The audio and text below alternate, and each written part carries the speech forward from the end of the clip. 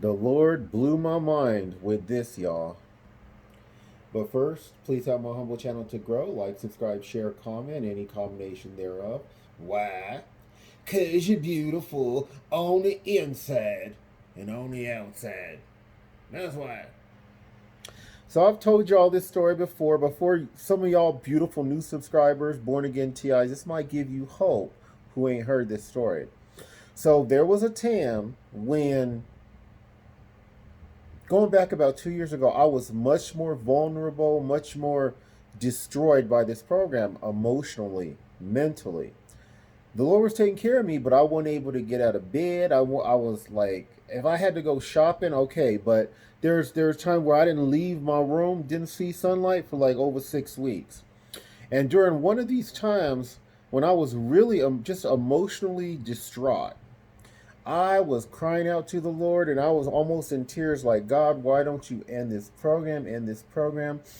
And the Lord told me in my heart that it's not time. I can't end this program for you. But what can I do for you to show you that I love you? Okay, that I love you and that I'm taking care of you. He was taking care of me already, praise his holy name. He really was. But I told him, not really fully realizing this was the Lord, I said, I want to see one of these agents leave on a stretcher. I want to see them leave on a stretcher and be taken away in an ambulance. Y'all, 2 weeks later, I thought they was doing street theater. Paramedics, ambulance comes.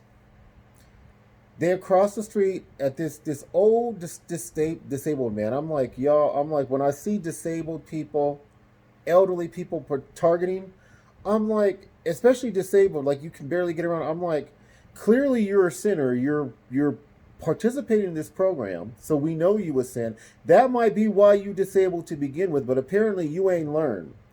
So he would come out of his house and just very like tales from the crypt. He'd come out of his house limping around every time I'd come out my door. This man, y'all, they took him off in a stretcher in an ambulance.